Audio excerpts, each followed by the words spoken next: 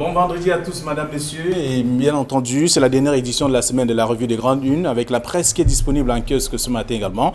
Vous aurez l'occasion de parcourir les tabloïds et être au parfum de l'actualité. La nouvelle expression parle de boycott des élections.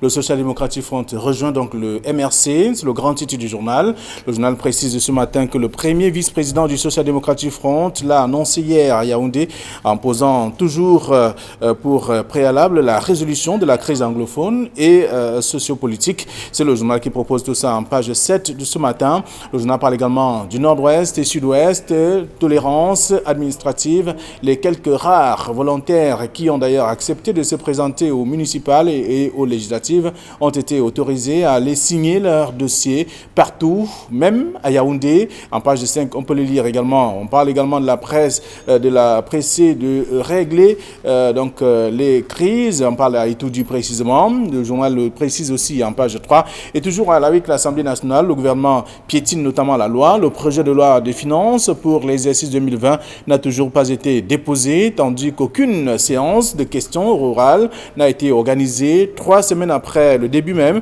de cette rencontre. C'est en page 2 de ce journal disponible en kiosque également ce matin. C'est la nouvelle expression. Le Messager, pour sa part, parle aussi des législatives et municipales vers un boycott général de l'opposition. C'est une question que se pose le journal ce matin, mais après le niet de Kamto, Kabra-Libi, le PCRN et je sois aussi du Social Democratic Front exigent des préalables, faute de quoi il serait donc absent du double scrutin de février 2020.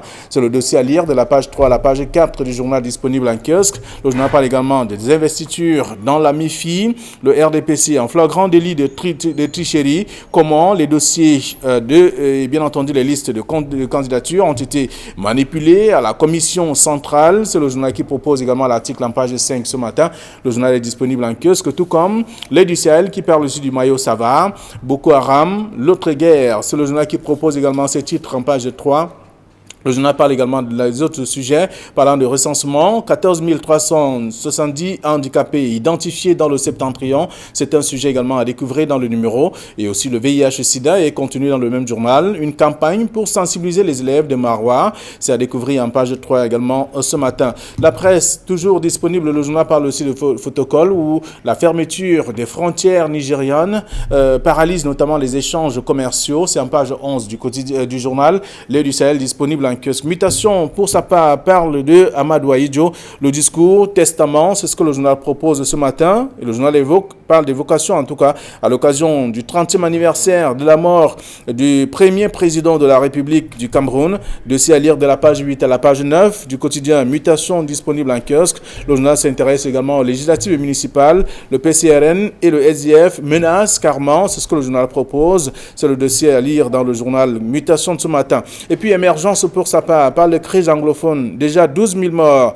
C'est le chiffre proposé par Émergence qui fait savoir qu'une délégation camerounaise a envoyé donc à Washington DC pour tenter d'apaiser la colère des Américains. D'ailleurs, selon la presse américaine, le Cameroun encore en cours donc de nouvelles sanctions. C'est l'article à lire en page 2 du journal disponible en kiosque également ce matin. Le journal a d'autres informations parlant également de non-participation du MRC aux élections. L'erreur fatale de Maurice Kamto, c'est une question, mais 11 experts se déchirent donc sur la question, autour de cette question. C'est à découvrir dans le journal disponible en kiosque ce matin. Le soir hebdomadaire parle notamment de dénouement avec la justice qui disculpe le général de Dieu. C'est à découvrir également dans le journal. On parle également des investitures aux législatives. Abassadou, déterminé à enterrer le RDPC dans le maillot Bagno. C'est le journal qui propose également l'article ce matin. D'autres informations sont contenues dans le journal, parlant de Baba Dampulo, entre 20 millions aux candidats,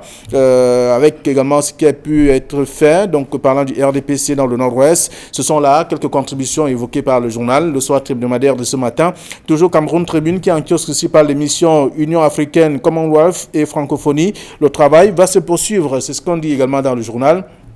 Cameroun Tribune qui propose tout un dossier avec ses représentants qui sont venus rencontrer les autorités camerounaises suite à tout ce qu'on a pu observer, les défections également, notamment dans le MRC, à prendre part à ce grand rendez-vous électoral, donc le double scrutin de février 2020, et aussi d'autres partis qui s'alignent justement à la suite du MRC. Ça a découvert dans le dossier proposé par Cameroun Tribune de ce matin. Le journal le quotidien d'économie parle donc des entreprises, parlant des stratégies. L'emprise justement d'EDF sur Eneo se confirme. On a bien vu qu'il y a de nouveaux venus et des départs également enregistrés. Tout cela dans le dossier proposé par le journal. Le journal parle également de soldes et pensions vers un allègement du processus de prise en compte des retraités. C'est en page 3 du journal, le quotidien de l'économie, disponible en kiosque, et qui a également d'autres informations concernant l'économie ce matin justement. Voilà ce que la presse nous propose, celle que nous avons reçue à notre rédaction.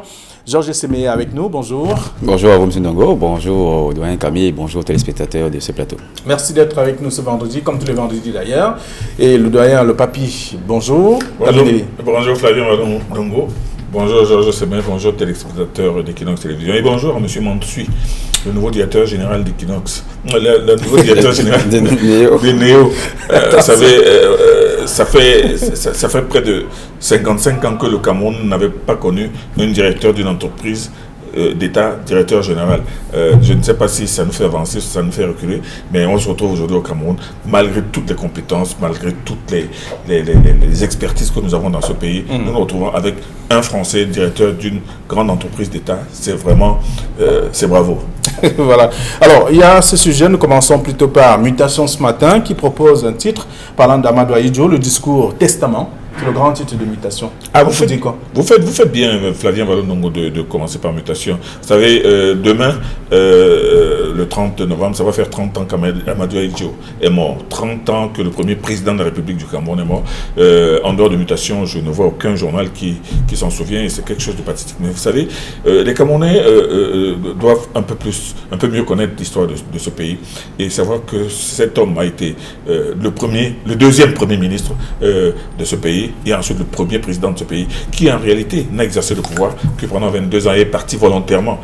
Il est vrai que c'est lui qui nous a laissé le président Paul Biya volontairement, mais les historiens devraient s'atteler à mieux expliquer l'histoire du Cameroun, à mieux faire connaître cet homme qui a construit le pays. C'est-à-dire qu'il faut réaliser qu'au moment où Amadou Ahidjo prenait ce pays en main, ce pays était tiraillé par une guerre civile extraordinaire. En moins de 12 ans d'indépendance, il a réussi à organiser une Coupe d'Afrique des Nations, alors que pendant 11 ans, le pays était dans une guerre civile impossible entre le le littoral, le Mungo et l'Ouest.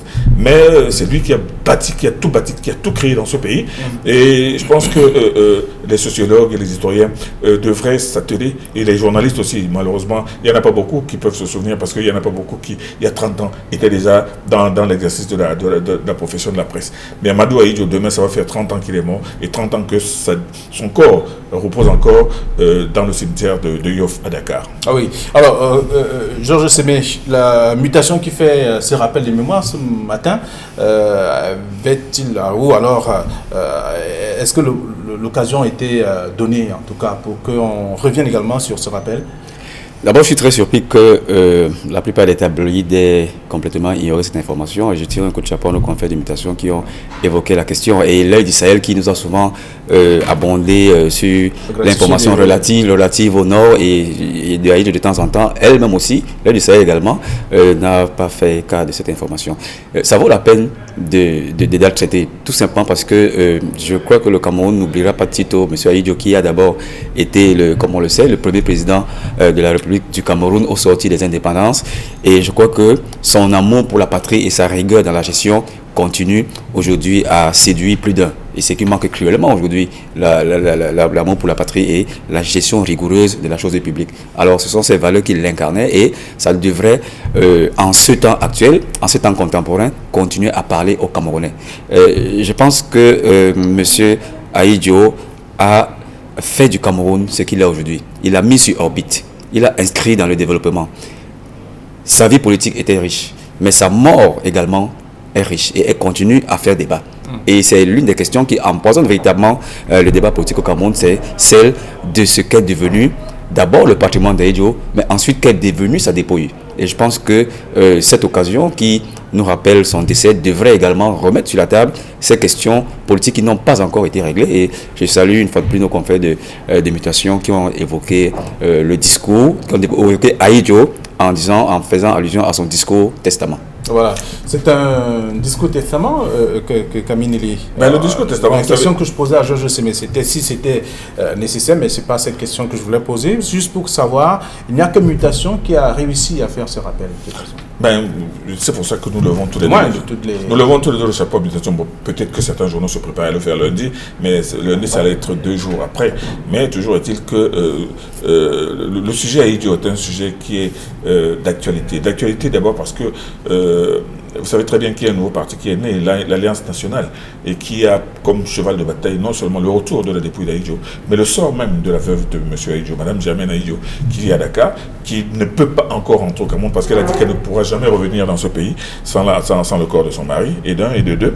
Il y a aussi le problème même de la pension d'Ahidjo. Vous savez, il y a un texte qui définissait le salaire et la pension d'un ancien chef de l'État au moment où Ahidjo a quitté le pouvoir. Depuis qu'il est parti, en 83, il n'a pas touché un seul rond de cet argent. Il y a ce problème-là. Mais il y a aussi le problème du retour de sa dépouille, qui est un véritable cas de conscience pour les régimes, parce que nous avons entendu un discours ici selon lequel il appartient à la famille de demander le retour, alors que Ahidjo n'appartient plus au gouvernement, il appartient au Cameroun, il appartient à tous les Camerounais. Donc je pense que il y a beaucoup qui croyaient que à l'occasion de son 30e anniversaire de sa mort, un geste allait être fait dans le sens soit d'apporter de l'apaisement ou bien de ramener ce corps. Il est vrai que 2 des enfants d'Ahidjo sont dans le gouvernement. Il y a monsieur Ahidjo Mohamedou, qui est ambassadeur itinérant. Il y a sa fille qui est président du conseil d'administration du palais des congrès. Mais est-ce tout ce qui reste d'Amadou Ahidjo, avec tout ce que l'on voit, avec le palais d'Etoudi, qui est l'un des palais les plus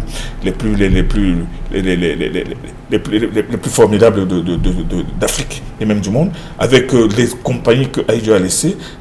Quand vous voyez aujourd'hui le EDC, et ensuite la Sonel, qui est devenue maintenant Eneo et qui ne donne même plus d'électricité et qui est aujourd'hui dirigée par un Français, on se demande bien qu'est-ce qui reste, parce que la question centrale aujourd'hui, c'est qu'est-ce qui reste d'Amadou Ahidjo?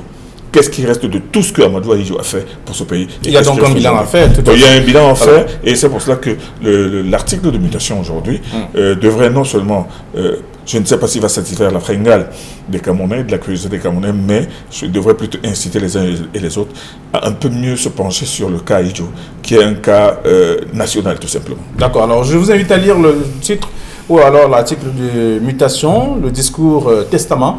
C'est contenu dans le dossier proposé de la page 8 à la page 9. Un autre titre également que je vous invite à commenter, il s'agit de celui d'émergence qui parle de la crise anglophone. Déjà 12 000 morts enregistrés, c'est ce que le journal propose, mais avec cette rencontre, les Camerounais qui sont allés rencontrer Nagui, en tout cas qui est présenté comme celui-là qui s'est traumatisé le gouvernement camerounais à travers ses paroles, à travers ses sorties.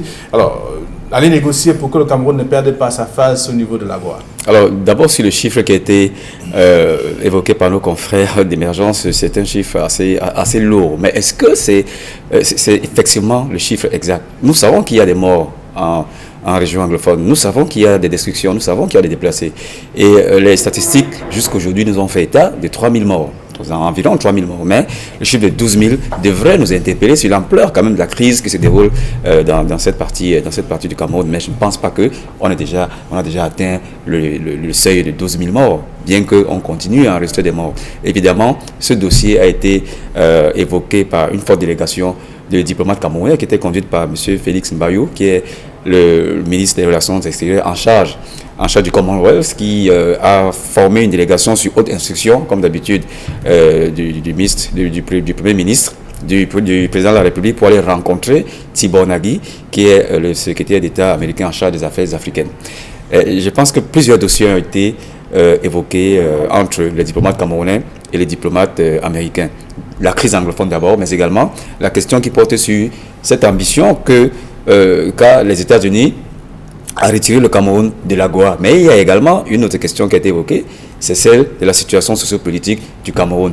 Et certains ont cru dire que le Cameroun est allé supplier les États-Unis pour que il retire les décisions d'enlever le Cameroun de l'AGOA. Mais je pense que toute cette question aujourd'hui, quels que soient les bords politiques, quel que soit le bout où chacun le prend, ces questions aujourd'hui sont évoquées dans les valises diplomatiques. Et ça n'a pas commencé aujourd'hui avec la mission Bayou, ça a commencé depuis. Maintenant, quelles sont les retombées de cette mission? On attendra peut-être que le gouvernement, à travers le ministre de la Communication, fasse une sortie là-dessus. Mais je crois que la plupart de ces questions vont se résoudre d'abord dans les valises diplomatiques. Et certainement, un compte rendu sera fait au président de la République qui en tirera certainement toutes les conclusions afin non seulement de décrisper l'atmosphère sociopolitique au Cameroun, mais également de créer une sorte de détente entre le Cameroun et les États-Unis, avec qui vous savez, les relations sont extrêmement difficiles depuis que M. Peter Ballerin est ambassadeur des États-Unis au Cameroun.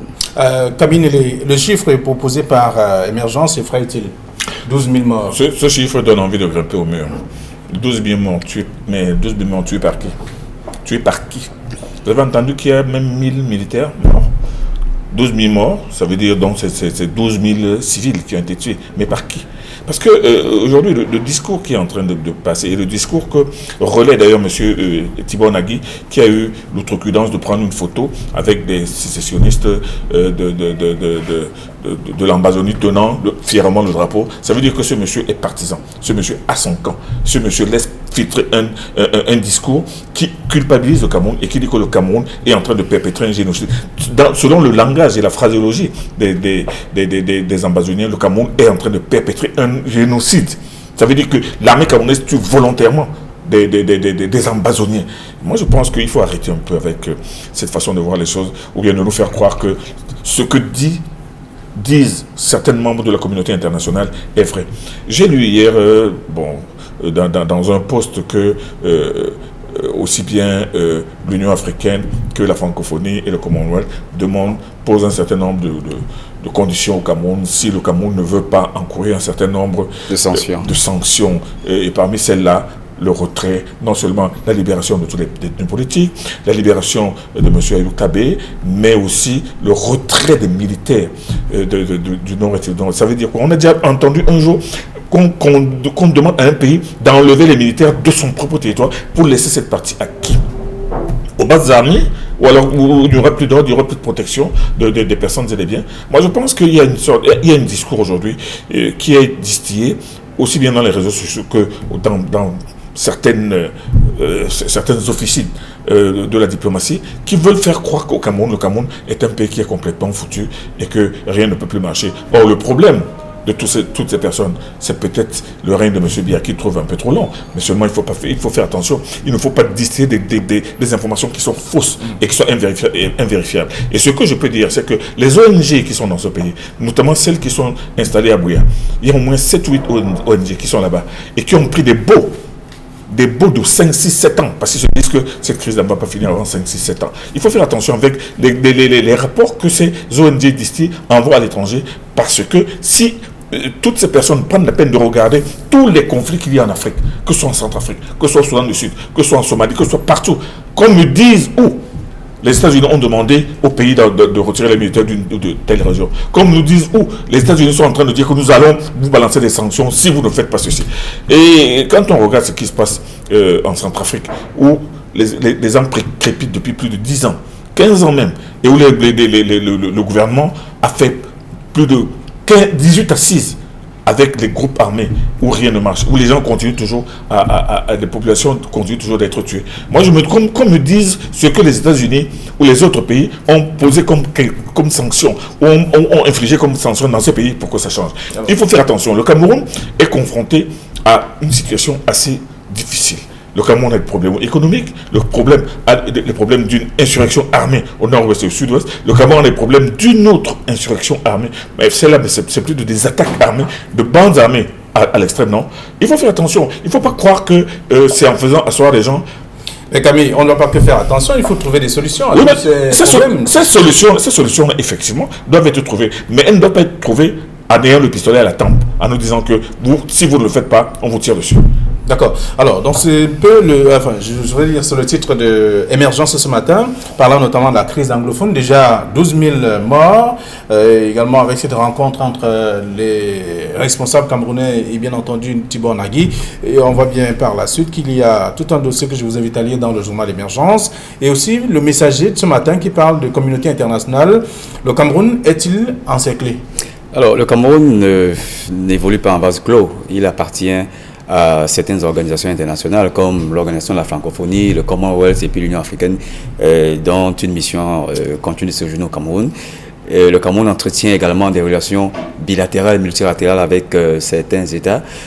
Maintenant, poser la question de savoir si le Cameroun est encerclé par la communauté internationale, je ne pense pas. Le Cameroun adhère librement dans certaines organisations internationales. Le Cameroun noue des relations diplomatiques avec les pays qu'il veut, mais seulement il y a un problème fondamental qui se pose depuis que la crise anglophone a déclenché, c'est le rôle de certaines organisations internationales de la société civile, le regard qu'ils portent sur le Cameroun. Et les rapports ont toujours été, depuis le déclenchement de cette crise, tendus entre ces organisations internationales et le Cameroun. Je vais citer Transparency International, je vais citer Amnesty International, je vais citer Human Rights Watch, etc., etc., qui pensent que le Cameroun est devenu une sorte de Far West où on tue à tout bout de champ et on ne respecte pas les droits de l'homme. C'est ce qui fait peut-être dire, fait poser cette interrogation à nos confrères de messageries, à se demander si le Cameroun est encerclé. Le Cameroun n'est pas encerclé. Il fait plutôt l'objet d'une attention particulière de la part des États, de la part de ces organisations qui parfois n'ont pas la véritable information, et c'est tout le sens de cette mission diplomatique qui a été... avoir des représentants au Cameroun. Non, nous qui sommes au Cameroun, lorsqu'on observe les rapports qui sont rendus publics, il y a un décalage, un fossé énorme entre la réalité et le rapport. Nous sommes des journalistes d'investigation, nous allons sur le terrain, nous avons les mêmes informations et je pense que lorsque nous lisons certains rapports qui sont quand même faits sur le Cameroun en matière de droits de l'homme ou alors en matière de protection des minorités, je crois que ce travail est un tout petit peu biaisé et ils ont encore des efforts à faire à se mettre au niveau d'information qui est le nôtre aujourd'hui. Ça ne veut pas dire que tout est parfait. Il y a, comme l'a reconnu le gouvernement à une certaine époque, des bavures dans le cadre de la crise anglophone ou alors dans la crise Boko Haram, il y a des bavures dont sont l'objet l'armée du Cameroun et le gouvernement l'a reconnu. Mais il y a également des crimes atroces, odieux qui sont perpétrés de l'autre côté également. Mais que ne condamne pas. Il faut le relever. Il faut parfois le relever. Donc, cette façon d'émettre des rapports ou alors d'indexer le Cameroun d'avoir violé systématiquement les droits de l'homme, c'est peut-être un travail qui est effectué, mais il faut que ce travail soit judicieux et qu'il présente la situation telle qu'elle se présente sur le terrain. Le Cameroun n'est pas encerclé, mais il fait surtout l'objet des rapports parfois qui sont accablants, parfois qui sont exagérés, et je crois que c'est tout à fait de leur droit de se prononcer sur les questions qui concernent les Camerounais. Mais il faut absolument se méfier de ça parce que parfois il y a une sorte d'exagération qui présente une situation qui n'est pas celle qu'on vérifie sur le terrain. Alors, je sais de vous dire que c'est leur droit de présenter la situation, mais leur devoir aussi, c'est de dire la vérité. Leur devoir, c'est de présenter les choses telles qu'elles sont, pas telles qu'on le leur dit, pas telles qu'ils voudraient faire. Parce que quand on lit la majorité de ces rapports, la majorité des rapports de Human Rights Watch, c'est-à-dire le Cameroun est un pays où on tue des populations, où l'armée tue les populations. Le Human Rights Watch n'a jamais, par exemple, fait ressortir cette scène atroce qui a horrifié le monde entier de cette gardienne de prison qui a été traînée sur le sol, égorgée en public et la tête amputée. Human Rights Watch n'a jamais aucune sortie. Il ne parle pas de ça. Ce n'est pas une violation des droits de l'homme, ce n'est pas un crime, un crime contre l'humanité. Non, eux, ils n'en parlent pas. Ils parlent seulement de bavures de l'armée contre des personnes qui sont en brousse et qui sortent pour tuer des populations, brûler des hôpitaux, brûler des écoles, empêcher les enfants d'aller à l'école. Parce qu'il ne faudrait pas que l'on présente le problème du Cameroun comme si tout est de la faute de l'État du Cameroun. Il faut d'abord commencer par reconnaître que c'est parti d'une impression de gens qui sont venus de l'extérieur, qui ont décidé un jour de prendre 2 régions du pays et d'en faire leur pays. 2 régions du Cameroun et d'en faire leur pays. Tout est parti de là. Et tout ce qu'il y a eu comme mort, tout ce qu'il y a comme gaffe, tout ce qu'il y a même comme dégâts économiques, sociaux et tout le reste, vous pensez que le Cameroun a quelle responsabilité? Or, quand on demande aujourd'hui, les hommes politiques demandent aujourd'hui au président de la République, au gouvernement, de faire cesser la guerre, c'est le souhait de tout le monde. Mais seulement, je peux vous dire que même les personnes qui ont déclenché cette affaire aujourd'hui, qui sont en prison, n'ont plus aucun droit, n'ont plus aucune autorité sur les bandes armées indépendantes qui sont sur le terrain aujourd'hui. Et ça, c'est la vérité. Alors, donc la crise anglophone en cours, la crise post-électorale également de l'année dernière, couplée notamment à la difficulté de candidature à certains partis politiques de l'opposition, qui crée notamment un trou d'air, dirait-on, suffisamment à tort ou à raison. Et on voit bien que le journal est revenu et a proposé tout un article pour décrier un peu ce que le Cameroun vit aujourd'hui et aussi les populations. C'est à découvrir dans le journal. Je vous invite à parcourir l'article en page 5 de ce numéro disponible en kiosque. Alors, la nouvelle expression parle de boycott des élections. Le Social-Démocratique Front rejoint le MRC, c'est le titre, pour dire que le premier vice-président du Social-Démocratique Front a annoncé hier à Yaoundé, en posant justement toujours des préalables ou pour préalables la résolution de la crise anglophone. Je crois que c'est une bonne une de nos confrères de la nouvelle expression, mais je crois qu'il faut clarifier les choses parce que c'est une qui peut prêter à confusion. Le SDF ne rejoint pas le MRC. Le MRC, lui, a dit qu'il ne participe pas à cette élection. Et le SDF a posé des conditions de participation à l'élection. Donc, c'est deux choses absolument différentes. Mais je constate, comme la plupart des journaux, qu'il y a un vrai mélodrame politique qui est en train de se jouer au Cameroun avec l'annonce de ces deux élections du 9 février 2020. Et pratiquement, on est entré dans une crise préélectorale. Et nous en connaissons les causes. Les causes ont été évoquées par la plupart des partis politiques. Et elles se rejoignent d'ailleurs. La résolution de la crise anglophone, le système électoral qui est très mauvais selon eux, et les entraves administratives à la constitution des dossiers. Tout cela fait que ça crée un climat assez délétère qui conduit à une crise préélectorale. Nous en sommes pleins. Et il y a le MRC qui est un parti, il y a le SDF qui est un parti également, il y a le MPCN de Paul-Éric Kinge qui y est, et le PCRN de Kabal Libi. Tous ont émis les causes. Mais faisons la part des choses entre le MRC et les autres partis. Les autres partis ont conditionné leur participation à l'élection sur la base de certains éléments. Mais alors que le MRC a dit qu'il ne participe plus à cette élection. Donc, je crois que ils appellent ici, désormais, il revient aujourd'hui à Elecam, selon le code électoral, à l'article 11, qui confère au Conseil électoral de faire des propositions aux autorités compétentes. C'est clair.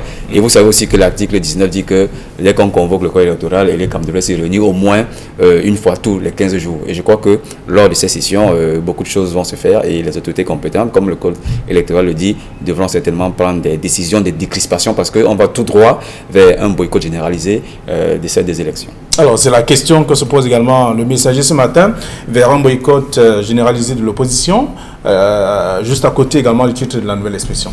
Le titre de la nouvelle expression, comme l'a dit Georges Sémé, c'est un titre qui prête à équivoque.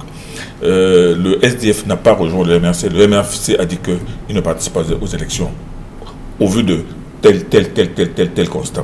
Le SDF, et moi j'ai beaucoup apprécié le ton de M. Joshua aussi, il a été d'une parfaite civilité. Il a dit qu'il propose, il suggère, il dit que le SDF ne pourra participer à l'élection que si il propose au gouvernement de faire ceci et cela pour que lui, le SDF, puisse participer. J'ai beaucoup aimé le ton de monsieur aussi, parce que ce n'est pas le ton péremptoire de quelqu'un qui donne l'impression d'avoir le couteau qui met à la gorge du gouvernement. C'est tout comme monsieur Kabal Libi, qui lui n'a pas dit que lui, il ne participe pas, mais a demandé une prorogation la constitution des dossiers de candidature. Pour la candidature des dossiers de 2 semaines. Donc, cette partie-là, en dehors du MRC, il y a beaucoup de partis, peut-être d'autres, qui vont demander autre chose. Oui, il est peut-être possible. On va peut-être faire un report des élections et c'est pour cela que je salue ici le titre du jeune enquêteur hier qui dit que va-t-on vers un report des élections? C'est possible. Il est possible aujourd'hui parce que le gouvernement ne peut pas continuer à fonctionner normalement avec autant de dissonance et avec autant d'éléments perturbateurs. Mais l'élément clé que l'on retrouve dans le discours de tous ces partis qui ne sont pas prêts à aller à l'élection, c'est la fin de la guerre dans le sud-est et de l'ouest. Flavien Malonongo, vous pensez que cette guerre-là, elle va s'arrêter dans 2 mois, dans 3 mois, dans 4 mois, dans 5 mois? Tout. Ça fait 15 ans. C'est une question de volonté, tout pourrait s'arrêter même le lendemain. C'est une question de volonté, mais vous pensez que les gens qui sont sur le terrain, ces sécessionnistes qui tuent des gens, qui brûlent les écoles et qui égorgent des gardiens de prison, vous pensez qu'ils le font parce qu'ils veulent que... La seule chose qu'ils veulent, c'est leur pays. Il n'y a pas de demi-mesure avec eux. Ou leur pays, l'Amazonie, ou rien du tout. Et maintenant, de l'autre côté, le Cameroun qui dit que non. On veut peut-être discuter, mais on ne peut pas se séparer d'une partie de notre pays comme cela. Bon, maintenant, quand ces partis politiques demandent qu'il n'y a pas d'élection tant que la situation n'est pas revenue au calme. Quand on regarde en Centrafrique, ça fait 15 ans qu'il y a des discussions, des assises, des rencontres, des accords signés. Même. Il y en a déjà 18 qui ont été signés entre le gouvernement centrafricain et les rebelles. Mais c'est toujours pas fini. Parce que les forces, les éléments sécuritaires vont si, et dès qu'ils reviennent, ils changent. Ils disent non, moi je veux plutôt être ministre, je veux plutôt être directeur de justice là. Donc, ce n'est pas aussi facile que l'on croit. Et surtout, quand on dit attendons la fin de la guerre, que ne va-t-on pas dire par rapport au mandat des députés et des maires qui sont là, en place? Est-ce que le président va tout simplement les mettre entre parenthèses ou il va dire continuez, restez toujours dans vos postes jusqu'à ce que la guerre finisse? Non, moi je pense qu'il faut avoir un autre regard et rechercher d'autres solutions. Mais il faut arrêter de croire que cette guerre du sud-ouest et du nord-ouest peut s'arrêter tout simplement parce qu'on va dire que, bon écoutez, monsieur Sissoko Tabé est libéré, on va s'asseoir et ça va s'arrêter. Je suis sûr que monsieur Tabé n'a plus aucune autorité sur les forces, les groupes armés qui sont disséminés partout entre le nord et le sud-ouest. En tout cas, on verra bien, on voit bien que sur le terrain, les choses sont bien différentes. Même si on s'intéresse aussi au titre du quotidien Le Messager vers un boycott généralisé de l'opposition, ça reste une question. Mais après le NIET de Camto, Camra Libi, du PCN, et je sens aussi, il y a certainement d'autres partis politiques sous cap en fait qui manifestent aussi leur désir de voir les choses changer avant d'aller à ce processus électoral. Oui, je crois quand même que c'est un sujet qui méritait d'être creusé. Il faut relever au passif des partis politiques quand même qu'ils présentent une situation un peu ambiguë aux Camerounais. On peut dire qu'ils ont soufflé le chaud et le froid. Ils ont évoqué des raisons pertinentes, soit de leur refus de participer à l'élection, soit de leurs conditions à poser pour participer à ces élections. Donc ils ont soufflé du chaud et du froid. Parce que dès que le corps électoral a été convoqué, logiquement, au regard des griefs qui ont été relevés par ces partis politiques, le lendemain ou 2 jours après, tous auraient pu mettre sur la table ces mêmes griefs en disant qu'ils ne participent pas du tout à ces élections.